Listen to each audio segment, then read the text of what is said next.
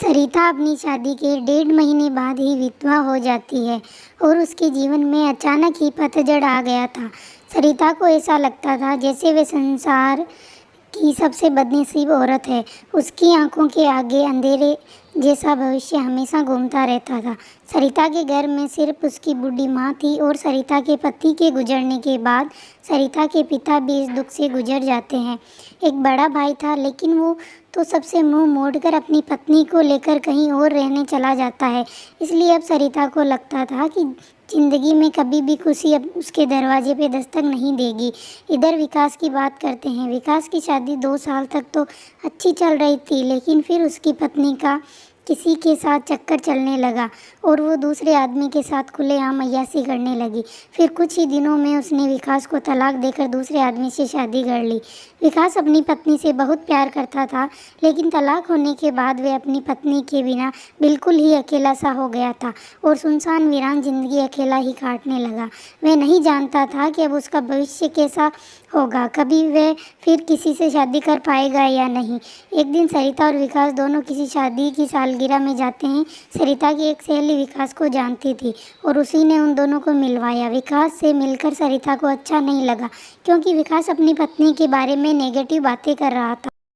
और यह सुनकर सरिता को विकास पे गुस्सा आ रहा था। वे औरत के बारे में इतना गलत कैसे बोल सकता है। लेकिन बाद में उसकी सहेली मंजू ने बताया कि विकास दुखी है, वह अच्छे खासे पैसे कमाता है, उसके परिवार वाले भी बिल्कुल सीधे हैं, लेकिन फिर भी उसकी पत्नी दूसरे मर्द के चक्कर में उसे धोखा दे दिया। विकास दिन रात रोता रहता है। ये सुनकर सरिता का दिल भर आया। वे मन में सोचने लगी कि एक शरीफ लड़के को मैं बिना मतलब ही बुरा समझ रही थी। तो उसी दिन से सरिता के मन में विकास के लिए एक प्रेम से जाग गया। तभी कुछ दिनों बाद सरिता ने अपनी सहेली मंजू से कहा, पता नहीं क्यों विकास को चाहने लगी हूँ और मैं उसे पसंद भी करती हूँ। मंजू, तू कुछ उपाय करके मेरी दोस्ती विकास से करवा दे और शायद मेरी ज़िंदगी संवर जाएगी। तो मंजू ने कहा, ठीक है, मैं तो किसी बहाने से विकास को अपने घर बुलाती हूँ। मैं उसे तेरी सारी कहानी पहले बता दूंगी, फिर तू भी आ जाना, आगे तुम दोनों किस्मत। तभी मंजू अपने जन्मदिन का बहाना करके विकास को अपने घर बुलाती है और मंजू विकास को सरिता की बीती हुई बातें बताती है और वो उसे ये भी बताती है कि शादी के 1.5 महीने में ही सरिता विधवा हो गई थी। विकास को सरिता का हाल देखकर बहुत दुख होता है। तभी सरिता से मिलता है, उसे समझाता है। वाकई में सरिता एक बहुत दुखी लड़की थी। अब विकास से तय कर लिया कि वो सरिता का सहारा बनेगा। विकास से बहुत ही पसंद था और दोनों बाहर मिलने लगे ताकि वे एक दूसरे को सही से समझ सके। एक दिन उन दोनों को एक दूसरे से बेहद प्यार हो गया। रात रात भर वो दोनों फ़ोन पे चैटिंग करते, कभी फ़ोन पे बातें कर लेते। विकास बहुत ही रोमांटिक लड़का था। वह अपनी बातों से सरिता का दिल जीत चुका था। सरिता को भी विकास के मुंह से तारीफ सुनना बहुत ही अच्छा लगता।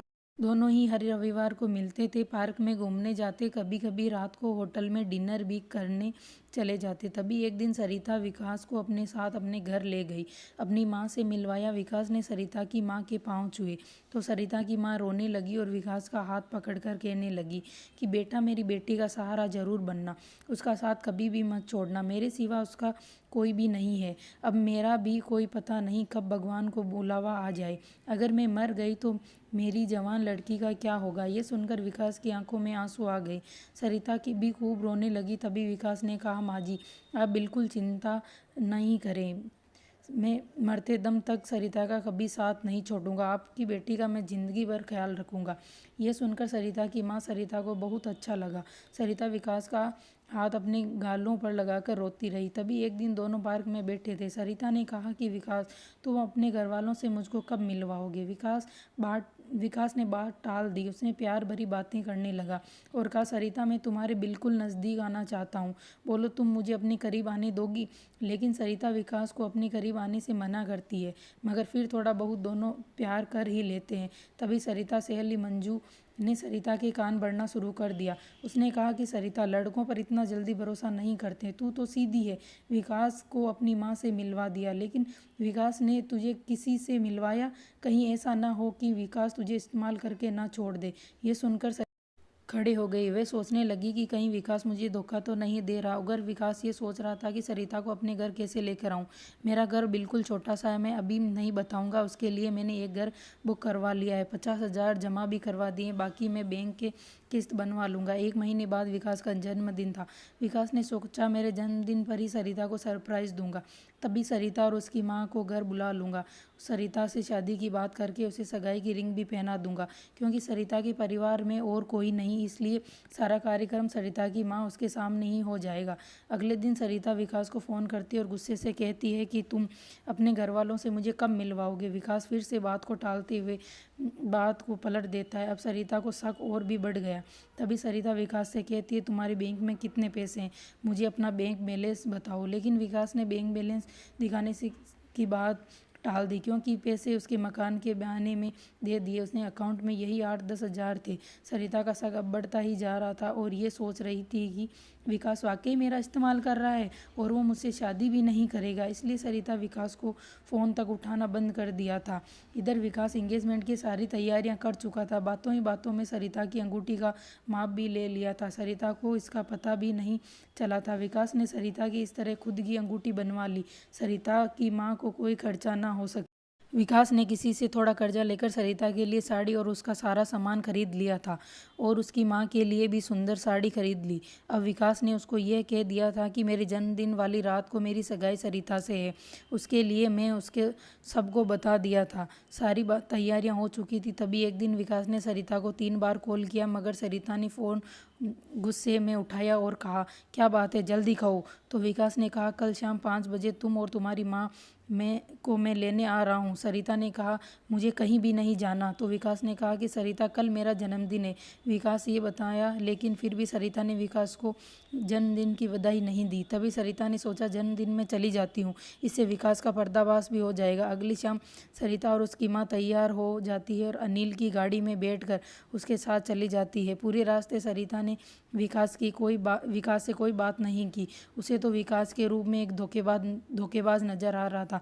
तभी जैसे ही सरिता विकास के घर की दहलीज पे कदम रखती है, वैसे ही विकास की माँ आरती की थाली लेकर आती है और सरिता को टीका लगाकर उसकी आरती उतारती है। ये देख सरिता हैरान रह जाती है।